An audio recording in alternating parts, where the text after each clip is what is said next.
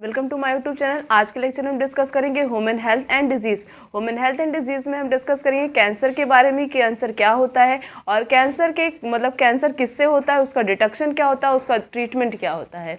सबसे पहले बात करते हैं कि कैंसर का क्या मतलब होता है। It is a uncontrolled cell division leading to the formation of a masses of cell called a tumour. ये कैंसर में क्या होता है, कैंसर में अनकंट्रोल सेल डिवीजन होता है। मीन्स सेल जो होता है वो कंटिन्यूअस डिवाइड करता रहता है और क्या करता है, मासेस ऑफ सेल का फॉर्मेशन कर लेता है और उस मासेस ऑफ सेल को क्या बोलते हैं, ट्यूमर बोलते हैं। Contact inhibition is the property of the normal cell by the virtue of which contact with other cell inhibit their uncontrolled growth. Means contact inhibition का मतलब होता है कि जैसे कि कोई कैंसीरियस सेल है तो उसके पास जो सेल प्रेजेंट होती है वो क्या करती है, वो उसको अपने कांटेक्ट में लाती है और उस सेल को भी उस सेल को भी कैंसीरियस सेल बना देती है, जिससे वो जो नॉर्मल सेल होता है वो भी कंटिन्यूअस क्या करता है, डिवाइड करता है। Cancer cell lost the property of the contact and also result by this cancerous cell continue to divide, giving rise to a masses of cell called the tumor. जो नॉर्मल सेल होती हैं जब वो कैंसीरियस cell के contact में आ जाती हैं तो वो भी कैंसीरियस सेल की तरह ही बन जाती हैं, वो भी क्या होती हैं, वो भी कैंसीरियस सेल की तरह ही कंटिन्यूअस डिवीजन शो करती हैं और बहुत सारे group of masses of cell का फॉर्मेशन कर, जैसे एक सेल है ये, इसके और ये डिवाइड करेगी, इससे खूब सारी सेल्स क्या होंगी, कंटिन्यूअस ऐड होती जाएंगी। तो ये क्या हुआ, मासेस ऑफ सेल का फॉर्मेशन हो गया, उसी को क्या बोलते हैं, उसे कहते हैं tumour. Tumour are two type, tumour दो प्रकार के होते हैं। कौन कौन सा होता है, एक होता है बिनाइन ट्यूमर, दूसरा क्या होता है, malignant tumour. Tumour two types से बिनाइन ट्यूमर एंड मैलिग्नेंट। सबसे पहले हम बात करेंगे बिनाइन ट्यूमर क्या होता है। Benign tumor normally remain confined to their original location and do not spread to other part of the body. Benign tumor क्या होता है, benign tumor जहाँ भी ट्यूमर होता है वहीं पे रहता है, आसपास की सेल या टिश्यू को डैमेज नहीं करता है, वो जिस लोकेशन पे लोकेटेड होता है वहीं पे प्रेजेंट होता है, आसपास की सेल या टिश्यू से उसे कोई मतलब नहीं होता है। मीन्स आसपास की सेल या टिश्यू को वो डैमेज नहीं करता है, उसे कहते हैं benign tumor। Next is malignant tumor, mass of proliferating cell called the neoplastic or tumor cell divide rapidly and ultimately damage surrounding tissue।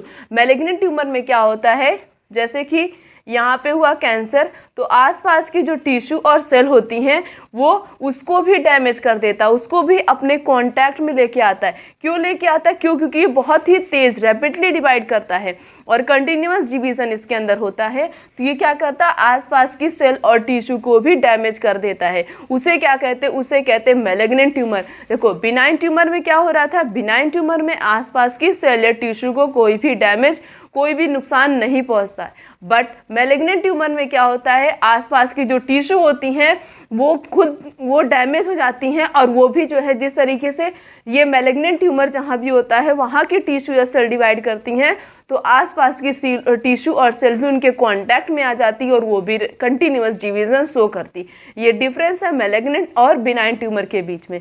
Then next is the property by which cancer cell move to distant place from their origin by blood and invade the normal cell and make them a cancerous. ऐसी property जिसमें ये जो cancer की cell होती है वो आसपास move करती है, किसके द्वारा मूव करती है, ब्लड के द्वारा मूव करती है और क्या करती है, आसपास की सेल को भी कैंसीरियस सेल बना देती है। मीन्स जो नॉर्मल सेल है ब्लड के द्वारा जो कैंसर सेल होती हैं वो आसपास की सेल या टिश्यू को क्या कर देती हैं, उन्हें भी कैंसीरियस सेल ही बना देती हैं, जिससे जैसे कैंसीरियस सेल कंटिन्यूअस डिवाइड करता है उसी तरीके से आसपास की जो सेल और टिश्यू होती हैं वो भी कंटिन्यूअस डिवाइड करती हैं और उसी प्रॉपर्टी को क्या बोलते हैं, उस प्रॉपर्टी को कहते हैं मेटास्टेरिसिस। क्या बोलते हैं, मेटास्टेरिसिस। क्या होता है, कैंसर की जो सेल होती हैं वो मूव करती हैं ब्लड के द्वारा और आसपास की जो नॉर्मल सेल होती हैं उनको भी कैंसीरियस सेल बना देती हैं। उस प्रॉपर्टी को क्या कहते हैं, उस प्रॉपर्टी को कहते हैं metastasis. Next is causes of cancer. अब हम देखते हैं कि कैंसर होता किससे है। Transformation of the normal cell into cancerous cell में induced by a physical, chemical और biological agent is called carcinogen. Carcinogen क्या होता है? ट्रांसफॉर्मेशन होना किसका? नॉर्मल सेल का। किस में चेंज होना? नॉर्मल सेल अचानक से जो है वो कैंसरियस सेल में चेंज हो जाता है।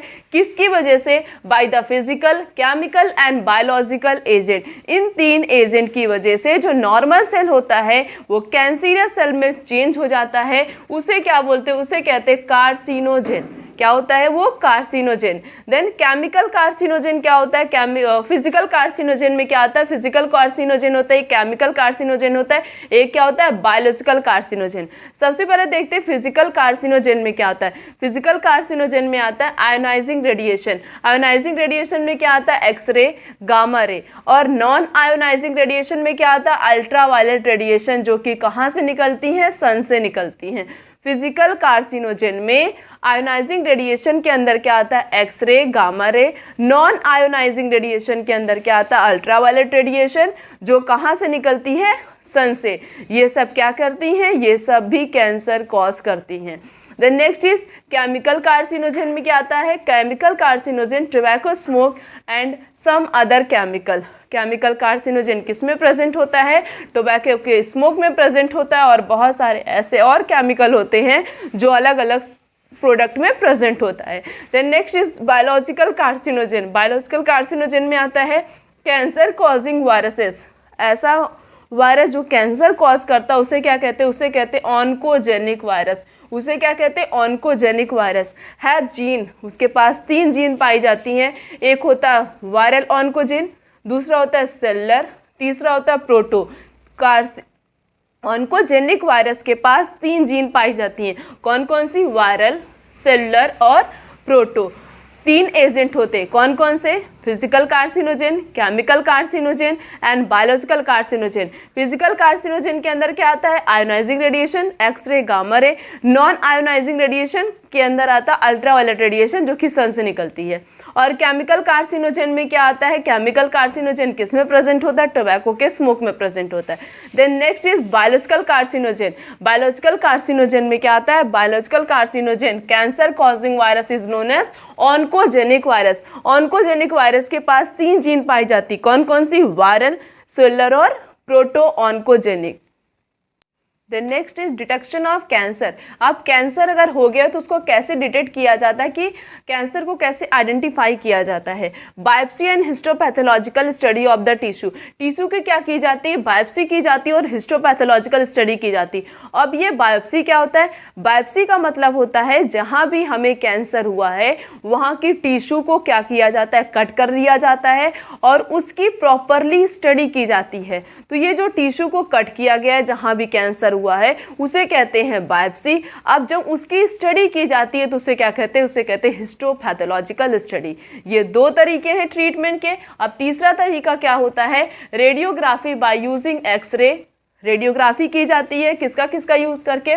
एक्सरे का यूज किया जाता है, सीटी की जाती है, कंप्यूटर टोमोग्राफी। क्या क्या किया जाता है? रेडियोग्राफी में एक्सरे आता है और क्या आता है? सीटी स्कैन आता है। सीटी का फुल फॉर्म होता है कंप्यूटेड टोमोग्राफी।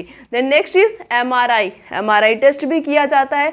एमआरआई का फुल फॉर्म होता है मैग्नेटिक रेजोनेंस इमेजिंग। अब ये एमआरआई टेस्ट जो होता है वो सबसे बेस्ट होता है हमारे किसी भी इंटरनल ऑर्गन में। अगर हमें कैंसर हुआ है तो एमआरआई टेस्ट ही किया जाता है, और इसकी जो रेज होती हैं वो बहुत ज़्यादा हार्ड होती हैं, इसलिए बहुत ही रेयर केस में ही एमआरआई टेस्ट किया जाता है।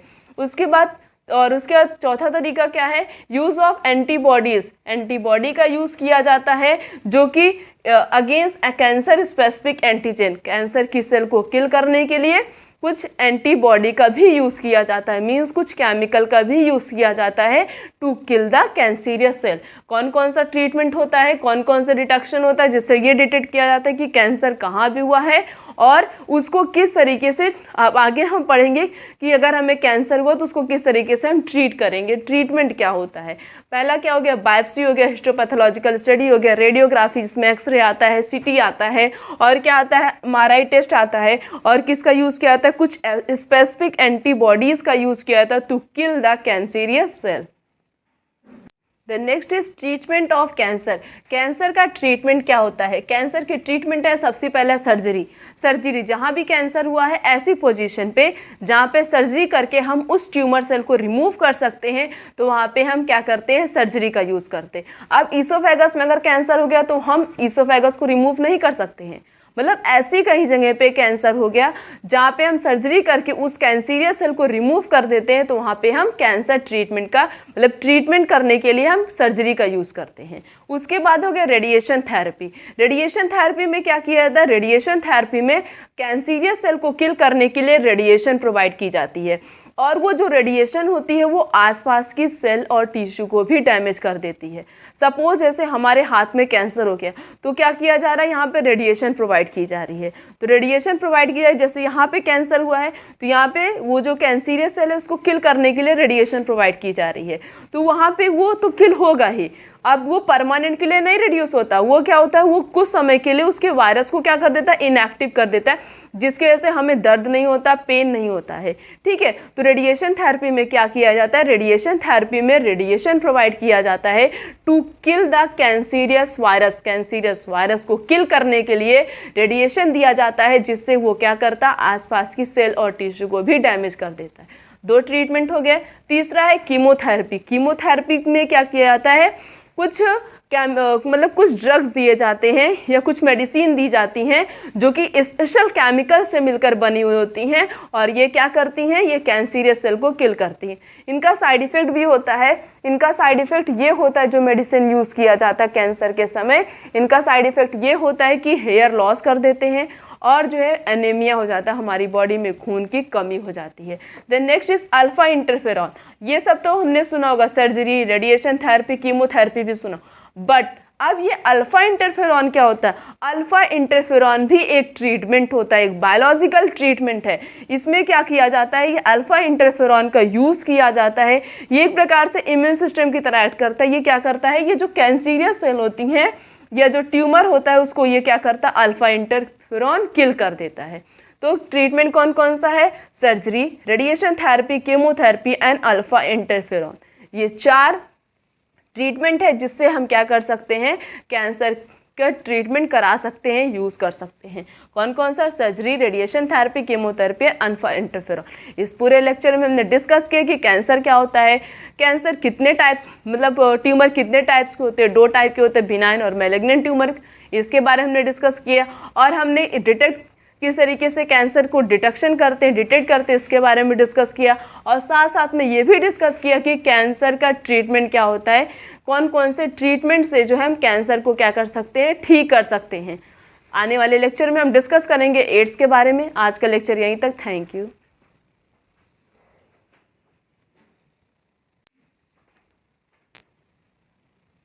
Welcome to my YouTube channel. आज के लेक्चर हम डिस्कस करेंगे human health and disease. Human health and disease में हम डिस्कस करेंगे एड्स के बारे में।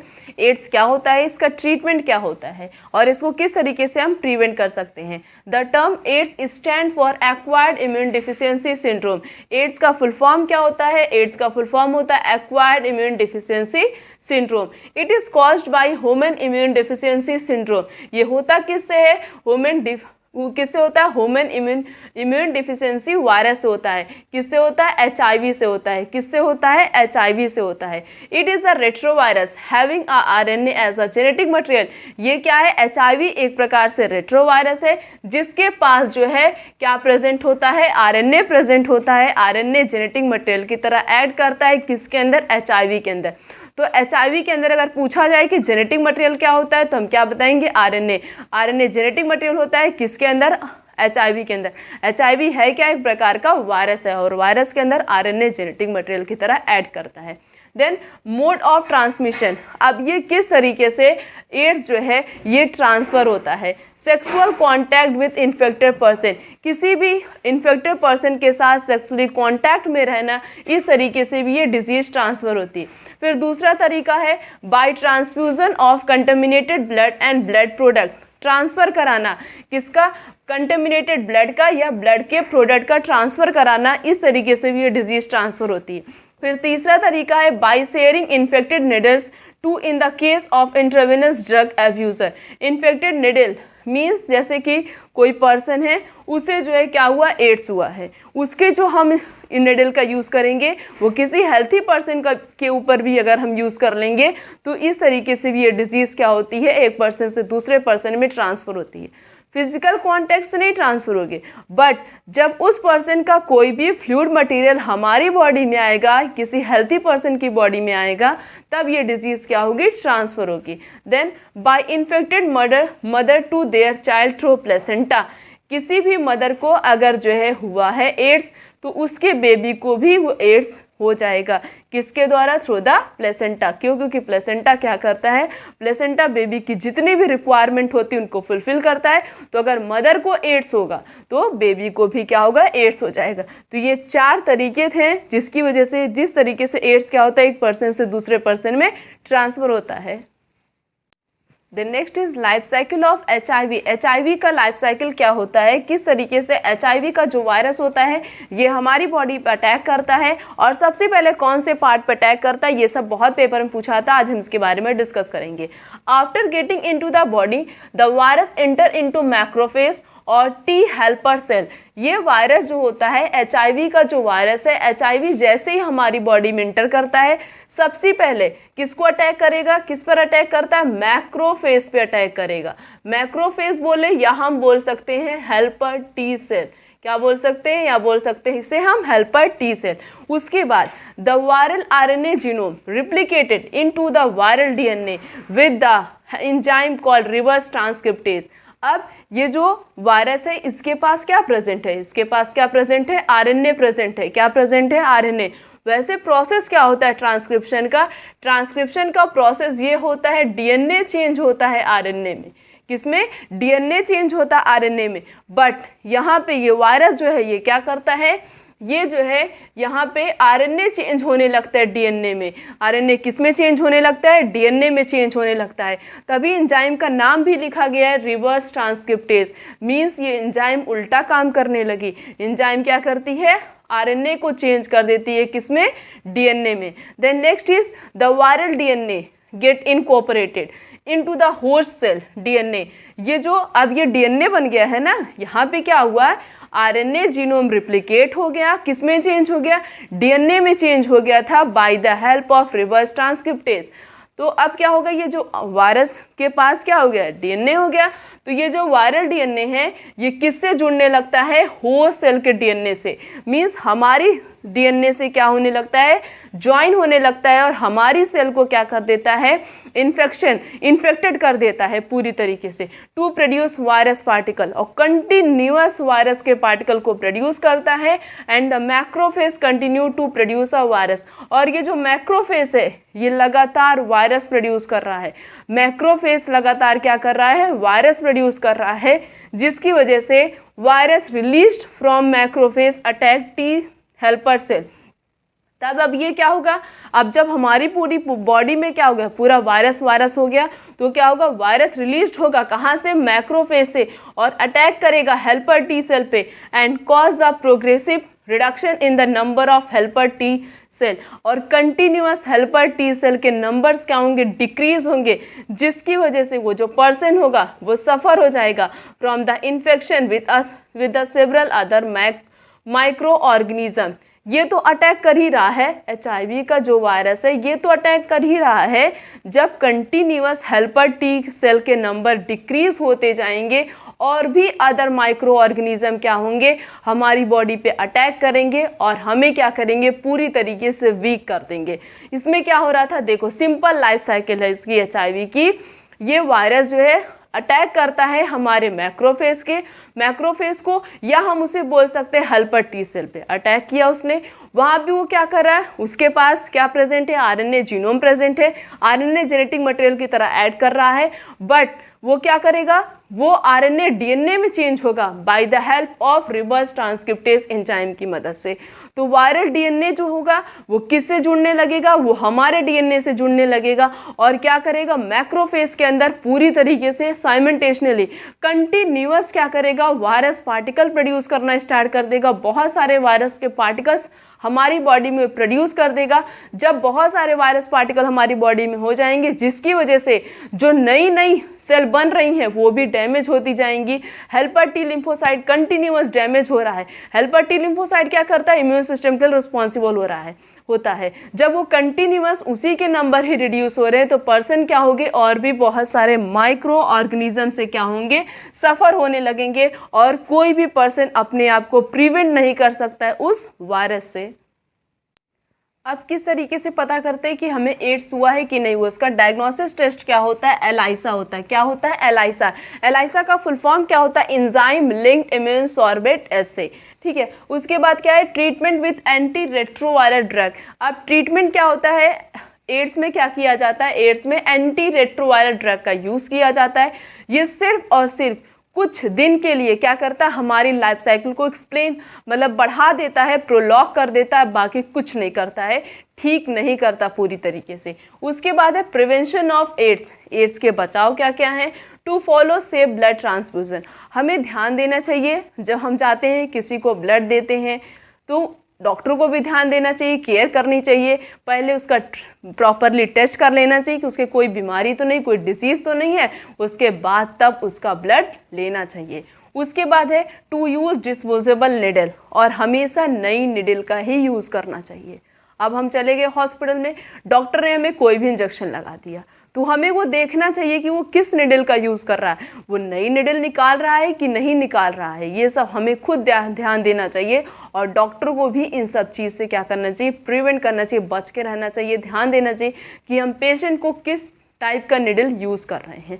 उसके बाद पता लगा कि कोई ऐसी निडल का यूज़ कर लिया जो एड्स पर्सन को लगाया हो, हमें भी लगा दिया, तो तुरंत वो डिजीज़ क्या होगी, तुरंत ट्रांसफ़र हो जाएगी। उसके बाद है to distribute a free condom. ये जो फ्री कॉन्डम डिस्ट्रीब्यूट किया जाता है इससे भी बच के रहना चाहिए। उसके बाद है to prevent the drug abuser. जो ड्रग एब्यूज़ करते हैं उनको ध्यान देना चाहिए, उनका भी, और जो है उनसे खुद भी बच के रहना चाहिए। इन सब प्रोटोलॉग को अगर हम फॉलो करेंगे, इन सब प्रोलॉग को अगर हम फॉलो करेंगे तब क्या होगा, हम एड्स से खुद तो प्रिवेंट हो ही सकते हैं, साथ साथ में और पर्सन को भी एजुकेट करना चाहिए, टू एडवाइस देना चाहिए एड्स के बारे में, बताना चाहिए कि एड्स क्या है। इसीलिए जगह जगह पे 1 दिसंबर को क्या किया जाता है, एड्स डे सेलिब्रेट किया जाता है। तो इस दिन क्या किया जाता है, जगह जगह पे कैंप लगते हैं और पर्सन को एजुकेट किया जाता है एड्स किस तरीके से ट्रांसफ़र होता है और किस तरीके से इससे हम क्या कर सकते हैं, प्रिवेंट रह सकते हैं, बच सकते हैं।